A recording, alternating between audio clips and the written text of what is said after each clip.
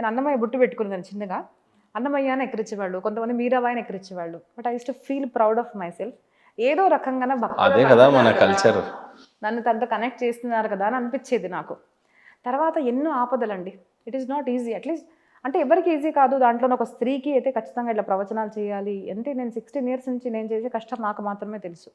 అప్పటికి ఇదే చేయాలి అని అనేది చేస్తున్నాను. అప్పుడు ఎన్నో కష్టాలు వచ్చాయి. నాకు కూడా చాలాసార్లు అనిపించింది, అబ్బా చనిపోదామా అని అనిపించింది. కానీ అప్పటికి నేను ఇలా ఉన్నాను చూడండి, ఇంత హ్యాపీగా, ఇంత స్ట్రగుల్ ఇంత హ్యాపీగా కాన్ఫిడెంట్గా ఉన్నాను చూడండి. దానికి కారణం ఏంటి తెలుసా? నిర్భయత. నేను ఆన్ స్క్రీన్ చెప్తున్నాను, నాకు 100 రూపీస్ కూడా మంత్లీ ఇన్కమ్ లేదు ప్రస్తుతానికి. Because I didn't task.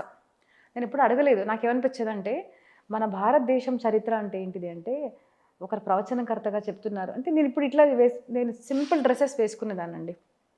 ఏం చూశాను అంటే, డ్రెస్ పట్టి మనిషిని రెస్పెక్ట్ ఇవ్వడం మన సమాజంలో. నేను సింపుల్ డ్రెస్ వేసుకుంటే నన్ను ఇన్సల్ట్ చేసే వాళ్ళు ఎంతోమంది. నేను బ్యాంక్కి వెళ్ళాను ఒకసారి, ఇంట్లో మామూలు కాటన్ డ్రెస్ వేసుకుంటాం కదా, వేసుకొని జుట్టు ఇలా పైన ఉంది, తిలకం పెట్టుకునేదాన్ని ఇంతకుముందు ఇస్కాన్ లాగా వేసుకొని టకటకేదో పని ఉందని వెళ్ళిపోయాను. ఎవరమ్మా నువ్వు, ఉండు బయట ఉండి అన్నాడు. ఐ జస్ట్ థాట్, అంటే అదర్ దాన్ ఒక స్పిరిచువల్ ప్రవక్తగా, hello I'm a well educated person, right? But అదే నేను ఇట్లా షార్ట్స్ వేసుకొని హెయిర్ ఓపెన్ చేసి ఇలా వెళ్ళాను అనుకోండి, నేను ఎల్కేజీ చేసినా కూడా మేడం ప్లీజ్ రండి అంటారు. That is our culture. అలా మారిపోయింది మన కల్చర్. సో నేను ఇంత చేసి, నేను నా డ్రెస్సెస్ బట్టి, నా బట్టలు బట్టి, నేను బైక్ మీద ఇప్పుడు కూడా వెళ్తాను. చాలామంది అంటారు కారు ఉండదు నాకు, క్యాబ్ చేసుకొని వెళ్తాను పని ఉంటే. బట్ నా వర్క్స్ చేసుకోవడానికి నేను బైక్ నడుపుతాను. శిల్ప నువ్వు బైక్ నడుపుతావా అంటారు. నాకు వివేకానంద సెంటెన్స్ గుర్తొస్తుంది, మై డ్రెస్ ఆర్ నేను నడుచుకుంటూ వెళ్తానా, సైక్లింగ్ చేస్తానా, బైక్ దట్ డజంట్ నా judge my what I am known by my work. అది నేను ఎవరు అంటే ఏంటిది? ప్రవచనకర్తన. ప్రవచనం విన్న తర్వాత రెస్పెక్ట్ ఇస్తారు మీరు. ఒక మనిషిగా రెస్పెక్ట్ ఇవ్వడం మర్చిపోయారా మీరు? ఒక కులానికి, బట్టలకి, మీరు ఏ కారులో కూర్చుని నుంచి దిగుతున్నారో దానికి రెస్పెక్ట్ ఇస్తున్నారా? ఇక్కడ పోయింది భారతీయ కల్చర్ అండి. బట్ అప్పటికి నేను చేస్తున్నప్పుడు మా నాన్నగారు ఒకసారి అంటారు, ఏం శిల్ప నీకు భయం లేదా అంటే, నాకు భయం లేదు నాన్న అంటారు. ఒకదాన్ని తిరుగుతాను, ఒకదాన్ని వెళ్తాను. మనీ లేదు, ఎలా చేస్తావు మరి పని? But I believe it, take my word అండి. నేను మా గురుగారు చెప్పిన పని నేను చేస్తాను. ఎలా చేస్తావు మరి అంటే అంటారు కదా, ఆమ్దాని అఠన్ని ఖర్చా రూపాయి, అలా ఉంది ఇప్పుడు జీవితము. మరి ఎలా చేస్తావు అంటే, వైకుంఠనాథుడి యొక్క కన్యని నేను, నాకు ఆయన తక్కువ లేకుండా నాకు చూస్తాడన్న నమ్మకం. ఆ నిర్భయత్వాన్ని పొందాను కాబట్టి I know that Krishna is with me. Entire Bhagavatam అంతా చూసి, మహాభారతం అంతా చూశాక కృష్ణుడిని రీప్రజెంట్ చేయాలి, ఈ యంగ్స్టర్స్కి పరిచయం చేయాలి, మీకు అర్థమైన విధానం ఓవరాల్గా చెప్పాలి అంటే ఏం చెప్తారు? అధరం మధురం వదనం మధురం నయనం మధురం హసితం మధురం హృదయం మధురం గమనం మధురం మధురాధిపతి అఖిలం మధురం మధురాధిపతి రఖిలం మధురం. That is Krishna. ఆయన మాట అందం, ఆయన నడక అందం, ఆయన హృదయం అందం, ఆయన ఆచరించే ప్రతి ఒక్క లీల అందం. He is changing life. ఎందుకో ఊరికే అట్రాక్ట్ అయిపోతారు కదా కృష్ణ కళ. After 5000 years is attracting people. That is Krishna. అంతే కదండి, 5000 years ముందు వెళ్ళిపోయాడు కదా, అంతే కదా. అసలు మీరు లేరు అనుకుంటారు కదా, but is changing lives, is attracting people. కర్షతీతి కృష్ణ, దట్ ఈస్ కృష్ణ.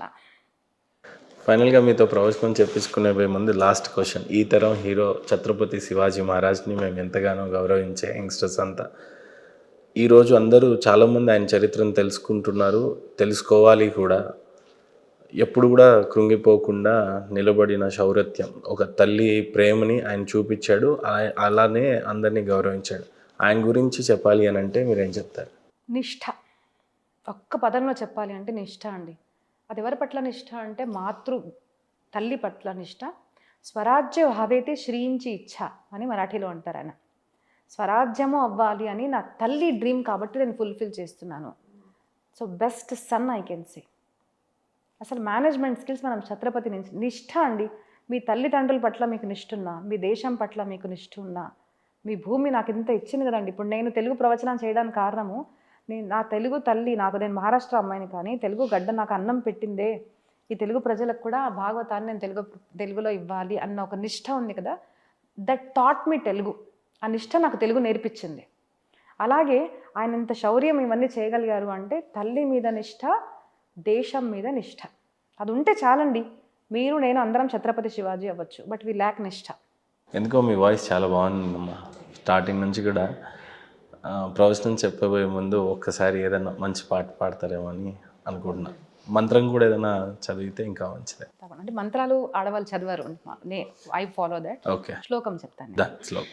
శ్రీకృష్ణ గోవింద హరే మురారే, హే నాథ నారాయణ వాసుదేవ, ప్రద్యుమ్న దామోదర విశ్వనాథ, ముకుంద విశ్వం భగవన్ నమస్తే. గురుర్బ్రహ్మా గురుర్విష్ణుః గురుర్దేవో మహేశ్వరః, గురుః సాక్షాత్ పరబ్రహ్మ, తస్మై శ్రీ గురవే నమః. ఇవి 2 శ్లోకాలండి. పాట అంటే తెలుగు పాటే పాడతాను నేను. ప్లీజ్. స్మరవారం వారం, స్మరవారం వారం, మానస స్మరనంద కుమారం, స్మరవారం వారం. గోపకుటీర పయోఘృత చోరం, గోపకుటీర పయోఘృత చోరం, గోకుల బృందావన సంచారం, గోకుల బృందావన సంచారం, స్మరవారం వారం, మానస స్మరనంద కుమారం, స్మరవారం వారం. ఎన్ని టాలెంట్స్ ఇచ్చాడమ్మా మీకు అసలు. డాన్స్ కూడా చేస్తాను. Dance also I love. That is what Krishna is. నృత్యం చేస్తాడు, పాట పాడతాడు. మేము ఆయన డివోటీస్ కదండి. So we dance, we sing for Krishna. కానీ యువర్ వాయిస్ ఈజ్ అమేజింగ్. చాలా ఇంట్రెస్ట్ ఉందండి పాటలు కూడా. పాటలు ఎందుకంటే కృష్ణ లవ్ సింగింగ్. మా గురుగారు ఒక మాట అంటారు, రోజు ఒక పాట పాడ కృష్ణ గురించి. నేను డాన్స్ కూడా మా గురుగారిని అడిగాను, గురుగారు నేను ఇట్లా కూచిపూడి నాకు చాలా ఇంట్రెస్ట్, మధ్యలో ఆపేసాను కొంచెం, సో చేస్తుంటాను అప్పుడప్పుడు కూడా. సో గురుగారు అంటే చెయ్యి ఖచ్చితంగా అన్నారు. సో చాలామందికి తెలియదు ఈ డాన్స్ కల్చర్ కూడా కనుక చూస్తే అండి, చాలామందికి దేవదాసి కల్చర్, మంచి ఇళ్లలో అమ్మాయి డాన్స్ చేయరు అనుకుంటారు. వెరస్ మనం కనుక చూస్తే గణపతి నాట్యం చేస్తాడు, శివుడు నాట్యం చేస్తాడు, పార్వతి అమ్మవారు నాట్యం చేస్తుంది, కృష్ణుడు నాట్యం చేస్తాడు. గోపికలు ఒక ప్రసంగం వస్తుందండి, గోపికలకి నా కృష్ణుడికి డాన్స్ అంటే ఇష్టం కదా, మరి నేను నేర్చుకోవాలి అంటే ఎవరి దగ్గరికి వెళ్ళాలి? Best teacher is Parvati Mata. అక్కడికి వెళ్ళి ఆవిడ దగ్గర థౌజండ్స్ ఆఫ్ ఇయర్స్ నాట్యం నేర్చుకున్నట్టు మనకు పురాణాల్లో స్టోరీస్ వస్తాయి అన్నమాట. That is what dances. Because చాలామందికి చెప్తాను, మీ పిల్లలకి ఖచ్చితంగా డాన్స్ నేర్పించండి, పాట నేర్పించండి మీరు. ఎవ్రీథింగ్ మన కల్చర్లో ఉంది. ఎందుకంటే చూడండి, ఇప్పుడు డాన్స్ చేస్తుంటే యతో హస్త తతో దృష్టి. ఇప్పుడు మేము ఏదైనా చేయి పెట్టామనుకోండి, ఆ చేయి దగ్గర నీ కళ్ళు ఉండాలి. యతో హస్త తతో దృష్టి తతో మనః. మన మనసు అక్కడ ఉన్నప్పుడు అంటే నువ్వు కేంద్రితం చేస్తేనే నువ్వు చేయగలిగేది. రైట్ చేస్తున్నావు, లెఫ్ట్ చేస్తున్నావు. డాక్టర్ శ్వేత అడాటి అని ఒకటి ఉన్నారండి, పాడ్కాస్ట్ ఆవిడ వింటుంటాను. She's a neurologist. తను ఏం చెప్పిందంటే, మీరు రైట్ హ్యాండ్తో చేసే పని లెఫ్ట్ హ్యాండ్తో చేయండి, మీ బ్రెయిన్ షార్ప్ అవుతుంది అన్నారు. I thought this is what is our Indian culture. అంతే కదండి. సరిగా మా పధని సా ని ధ ప మ గ రి సా. సో పైనుంచి కిందికి వెళ్తున్నారు, ఉల్టా మాట్లాడుతున్నారు. శ్లోకాలు కూడా ముందు నుంచి చదవాలి, వెనక చదవాలి. మంత్రాస్లో వేదిక్ మంత్రాస్ కూడా అలాగే ఉన్నాయి. That is the reason. ఇప్పుడు చిన్నపిల్లలు చిన్న మీరు మర్చిపోతున్నారే. మన వేదిక్ బ్రాహ్మణ్స్ని చూడండి, ఎన్నో మంత్రాలు చిన్నప్పుడు కంఠస్థం చేసుకున్నవి ఇప్పుడు కూడా టకటక చెప్తున్నారు. డాన్స్ చేస్తుంటే మేము రైట్ ఏదైతే చేస్తామో అదే సేమ్ లెఫ్ట్లో చేస్తాం కదా, ఎలా చేయగలుగుతున్నాము? That is what is the Indian culture. మీరు పెట్టుకున్న బొట్లు 3 ఉన్నాయి.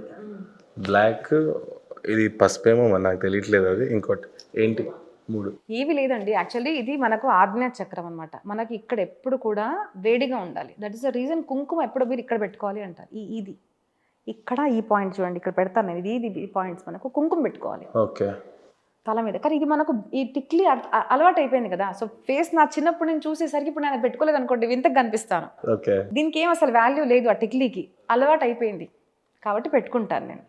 వెరస్ haldi is good for health అంటారు కాబట్టి మనకు హల్దీ కుంకుమ అమ్మవారికి పెడతారు కదా, అది దానికి ఒక ప్రతీకం. అండ్ దిస్ ప్రతీకం ఆఫ్ శక్తి, అమ్మవారి యొక్క తిలకం. మీరు తిలకం ధరించడం ప్రారంభం చేయండి, కృష్ణ తిలకం కానివ్వండి, మీ సాంప్రదాయం అనుసారంగా you will feel lot of energy in your body. మీరు చూడండి, బొట్టు లేకుండా ఉంటే, బొట్టున్నప్పుడు ఉంటే చాలా తేడా ఉంటుంది, నాకు తేడా అనిపిస్తుంది. సో ఇది అమ్మవారి యొక్క కుంకుమ అండి, అమ్మవారిని పూజించి పెట్టి తిలకము, that gives immense energy. So ఇది వేడిగా ఉండాలి. వేడిగా పెట్టేది ఏంటిది అంటే కుంకుమ. Kumkum is made from haldi only. It gives immense energy. Third eye కూడా ఓపెన్ అయిపోతుంది బెంగ లేకుండా. Then haldi only for female or male can? Haldi ఫీమేల్సే పెట్టుకుంటారు. అంటే మహారాష్ట్ర సైడ్ అయితే మాకు హల్దీ కుంకు పెట్టుకునే అలవాటు కాబట్టి పెట్టుకుంటాను. అండ్ హల్దీస్ అంటే ఒకటి మాంగలికం, మంచిది. మాంగలికం అంటే మంచిది అంటారు. సో హల్దీ పెట్టుకుని ఒక సాంప్రదాయం. యాక్చువల్లీ కుంకుమ is also haldi only. So ఫైనల్గా ప్రవచనం చెప్పాలి రెండు తెలుగు రాష్ట్ర ప్రజలకి. శ్రీమద్ భాగవతం యొక్క మహాత్మ్యం మీకు చెప్తాను షార్ట్లో. సో ఒక 6 చాప్టర్స్లో మనకు శ్రీమద్ భాగవతం అంటే మనము ఏదైనా పని చేస్తుంటే, మేము ఇది పని చేస్తే మాకు ఫాయిదా ఏంటిది, మాకు ఏమొస్తుంది అని మనం అడుగుతాం కదా. ఈ మాట వ్యాసుల వారికి ఎప్పుడో తెలుసు, ఏదో ప్రయోజనం రావాలి కదా, ప్రయోజనం రావాలి కాబట్టి ఈ గ్రంథం చదివితే ఏమొస్తుంది అని ప్రతి ఒక్క గ్రంథానికి గ్రంథ మహాత్మ్యము మనకు స్కంద పురాణంలో ఉంది. అన్ని గ్రంథాల యొక్క మహాత్మ్యం మనకు స్కంద పురాణంలో ఉంటుంది. సో శ్రీమద్ భాగవతంలో మహాత్మ్యము స్కంద పురాణము, పద్మ పురాణం రెండిట్లో వచ్చింది. సో వ్యాసుల వారి ఆజ్ఞ ప్రకారంగా, అంటే మేము నార్త్ ఇండియాలో ఫాలో చేసే కల్చర్ ఇది. పద్మ పురాణ అంతర్గతంగా ఉన్న ఒక 6 చాప్టర్స్ 6 అధ్యాయాల్లో ఉన్న శ్రీమద్ భాగవత మహాత్మ్యము అనేది మేము ఎప్పుడు కూడా ప్రారంభం చేసి, తర్వాత శ్రీమద్ భాగవతం మొదటి స్కందం నుంచి మేము ప్రారంభం చేస్తాం. 7 రోజుల్లో ఇలా ఉంటుంది. సో దాంట్లో 6 చాప్టర్స్లో ఉన్న ఒక సారం నేను మీకు చెప్తాను. సో శ్రీమద్ భాగవతం అంటే ఎవరు, ఏంటిది అని మనం తెలుసుకోవాలి కదా. ప్రారంభంలో సచ్చిదానంద రూపాయ విశ్వోత్పత్యాది హేతవే తాపత్రయ వినాశాయ శ్రీకృష్ణాయ వయం నమః. ప్రారంభంలోనే మొత్తం చెప్పేశారు. ఒక్క వర్డ్ అర్థమైతే చాలు. ఏంటిది, ఎవరి కథ అంటే సత్ చిత్ ఆనంద స్వరూపము. ఎవరి గురించి వింటున్నారు అంటే ఆయన సత్యస్వరూపుడు, చిత్ స్వరూపుడు, ఆనంద స్వరూపుడు. సత్యస్వరూపుడు అంటే ఎవరండి?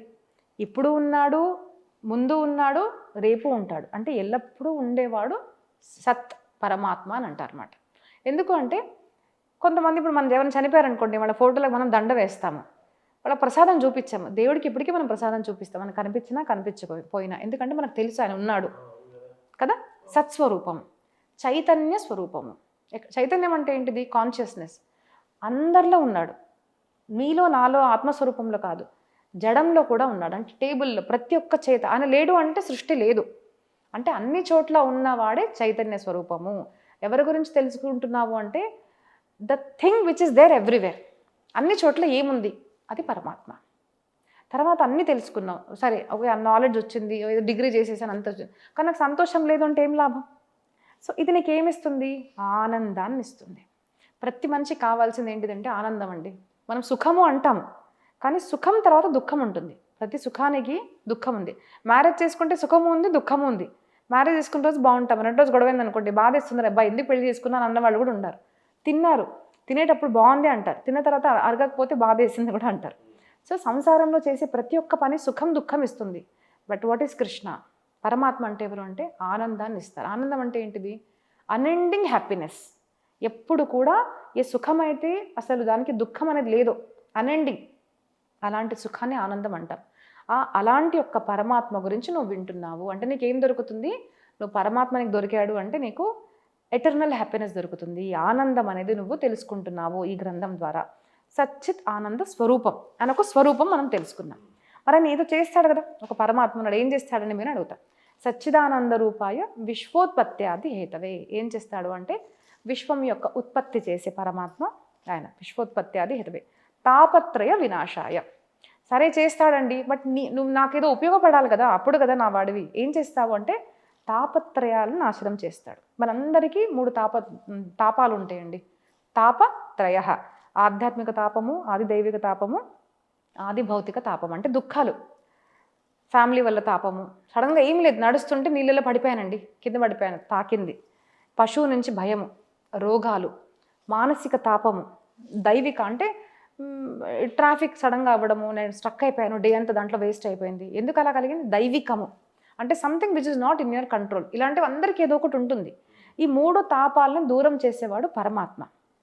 సో ఆ పరమాత్మ విశ్వను చేస్తాడు, ఆయన స్వరూపం తెలుసుకున్నాము, పని ఏం చేస్తే తెలుసుకున్నాము. విశ్వోత్పత్యాది హితవే తాపత్రయ వినాశాయ, అలాంటి యొక్క శ్రీకృష్ణుణ్ణి అంటే శక్తియుక్తమైన పరమాత్మని వయన్ను మహా మనం అందరం కూడా నమస్కారం చేస్తున్నామని ప్రారంభించారు. ఎందుకంటే పరమాత్మకు తెలుసు ఇప్పటి కాలంలో నామ సంకీర్తన చేయండి అంటే వద్దనిపిస్తుంది. ఇప్పుడు జనరేషన్లో ఇలాంటి వద్దనిపిస్తుంది, కానీ ఏదో కొత్తగా ఇలా చేస్తారండి దేవుడిని చూసి, అదేంటో నాకు అర్థం కాదు. మన దగ్గర ఇలా పెట్టాలి కదా, అదంటే సిగ్గు. ఇంత చదువుకున్న వాడిని నేను ఇలా చేస్తానా? సో వాళ్ళకి తెలుసు కాబట్టి నాకు తెలిసి మేమందరం నమస్కారం చేస్తున్నాంలే స్వామి అని ఆయనకి చెప్పేసుకున్నాడు. వయన్ను మహా అనేసి ఆ శ్లోకంతో ప్రారంభించారు. దెన్ నైమిషే నిమిష క్షేత్రే, నైమిషారణ్యంలో ప్రారంభమైంది. ప్రతి ఒక్క పురాణం కూడా మనకు నైమిషారణ్యంలో ప్రారంభమైందండి. మన భారతదేశంలో ఎన్నో అరణ్యాలు ఉన్నాయి, దాంట్లో నైమిషారణ్యకి ప్రాముఖ్యత ఏంటిదంటే ప్రతి ఒక్క పురాణం అక్కడే చెప్పబడింది. ఎలా చెప్పబడింది అంటే దాదాపు 88,000 ఋషులు ఉన్నారు అంటారు. అందరు కూర్చున్నారు. ఒక ఋషిని, ఒక సూత మహర్షిని వ్యాసపీఠం మీద కూర్చోబెట్టి, స్వామి మాకు ఇప్పుడు ఈ పురాణం చెప్పండి, ఈ పురాణం చెప్పండి, ఈ పురాణం చెప్పండి అన్నారు. కాబట్టి అన్ని పురాణాలు కూడా నైమిషం అన్న నుంచి ప్రారంభమవుతాయి. నైమిషారణ్యంలో ప్రారంభం అనమాట. అది అయిన తర్వాత అందరూ ఏమడుగుతారు, స్వామి కలియుగంలో మనిషికి టైం లేదు, అక్కడి నుంచి ప్రారంభమవుతుంది. మరి విన్న తర్వాత ఖచ్చితంగా రిజల్ట్ వస్తుంది కదా, అది కూడా కావాలి కదండి. మనం విన్న రిజల్ట్ వస్తుంది కదండి, అలాంటి రిజల్ట్ ఏదైనా చెప్పండి, మాకు వివేకం కలగాలి అంటే. వి ఆల్ హ్యావ్ నాలెడ్జ్ అండి, విజ్డమ్ ఎవరికి లేదు. ఎగ్జాంపుల్ చెప్పాలి అంటే drinking is injurious to health, smoking is injurious to health అందరికీ తెలుసు. సినిమా తీసేవాడికి తెలుసు, ఆ డ్రింకింగ్ ఒక పెద్ద పెద్ద మాల్స్ పెట్టేవాడికి కూడా తెలుసు, తాగేవాడికి తెలుసు, కానీ డబ్బులు అక్కడికి వెళ్ళి ఖర్చు పెడతాడు. సో నాలెడ్జ్ ఉంది, బట్ విజ్డమ్ లేదు కదా, దట్ ఐ షుడ్ కంట్రోల్ అనేసి. సో ఆ విజ్డమ్ మనం బ్లాక్ అవుతున్నాం. దట్ ఈస్ కాల్డ్ as వివేకము. సో ఆ వివేకాన్ని మాకు ప్రసాదిస్తుందా, మాకు ఆనందాన్ని ప్రసాదిస్తుందా, మాకు ఖచ్చితంగా కృష్ణ ప్రాప్తిని జరిగేది ఏదైనా చెప్పండి స్వామి అని ఇలా అడిగిన ఒక 5-6 క్వశ్చన్స్ ఉంటాయి. ఇలాగా అడిగిన తర్వాత శ్రీమద్ భాగవత గ్రంథం మనకు ప్రారంభమవుతుంది. అయితే ఇప్పుడు మరి ఇలా మార్గం ఉందా అంటే ఉంది. ఏముందంటే భాగవతం అంటారు. భాగవతమా అదేంటిది అంటారు. భాగవతం అంటే ఏంటిది, ఎప్పుడు చెప్పారు, ఎవరు చెప్పారు, ఎలా ప్రారంభమైంది అనేసి అక్కడి నుంచి మనకు ప్రారంభమవుతుంది. సో ఈ భాగవతం మొదట విన్నది ఎవరు అంటే పరీక్షిత్ మహారాజు. రాజు అంటే పాండవుల యొక్క పౌత్రుడు విన్నాడు. శుక మహర్షి ఎవరైతే శివుడి యొక్క అవతారం అనమాట, ఆయన చెప్పారు. ప్రథమ వక్త శ్రోతగా చెప్తారు. వాళ్ళు చెప్తున్నప్పుడు ఇది మేము విన్నాను, అదే నేను మీకు చెప్తాను సూత మహర్షి చెప్తున్నారు. అయితే ఒకసారి ఏమైందంట, ఆకాశం నుంచి దేవతలు వచ్చారు.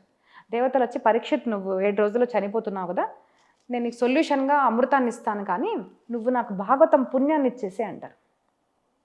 ఇప్పుడు అలా ఉందండి కల్చర్. మేము డబ్బులు ఇస్తాం, మాకు థర్డ్ ఐ ఓపెన్ చేయండి. మొన్న రీసెంట్గా ఒక అమ్మాయి అనింది నాతో, 3,000లో థర్డ్ ఐ ఓపెన్ అవుతుందంట. నేను బాగుంది, నేను ఇన్ని సంవత్సరాలు చేసినా నాకు ఓపెన్ అవ్వలేదు. సో అంటే అందరికీ సాధన చేయాలని లేదు, కానీ ఫలితం కావాలి, దేవుడు కావాలి. నేను డబ్బులు ఇస్తాను కావాలంటే టైం ఇవ్వను నేను, అలా అయిపోయింది అనమాట. సో ఆయన he was testing, Shuka Maharshi test చేస్తారనమాట, పరీక్షిత్ ఏమంటాడు అనేసి. ఆయన అంటారు, నీకు నిజంగానే అది దొరికితే నువ్వు వెళ్ళిపోతావు కదా, నీ దగ్గర ఉంటే నువ్వే యూజ్ చేసుకో, నాకెందుకు ఇస్తావు, నేను మాత్రం నీకు ఫలితాన్ని ఇవ్వను అంటారు. సో భాగవతం ఎక్కడ అంటే డైమండ్ ఎక్కడ, ఒక విరిగిన గాజు ముక్కలు ఎక్కడ, ఇది డైమండ్, అది అలా దొరకదు. డబ్బులతో భాగవతం దొరకదండి. నాకు ఎవరైనా 2 crores ఇచ్చినా, ఎగ్జాంపుల్ ఇచ్చారనుకోండి, మేము ఇచ్చామని నా ముందు అనడానికి రాదు. ఎందుకంటే నేను మీకు ఇస్తున్నది త్రిభువనాల్లో లేని సుఖాన్ని నేను మీకు ఇస్తున్నాను. ఏంటిదంటే భాగవతం. దానికి మీరు 2 crores ఇచ్చి నాకు 2 crores ఇస్తా అంటారా? నేనైతే అంటానండి అలాగా. దానికి వాల్యూ కట్టలేం మనము. మీరు ఎంత ఇచ్చినా తక్కువే.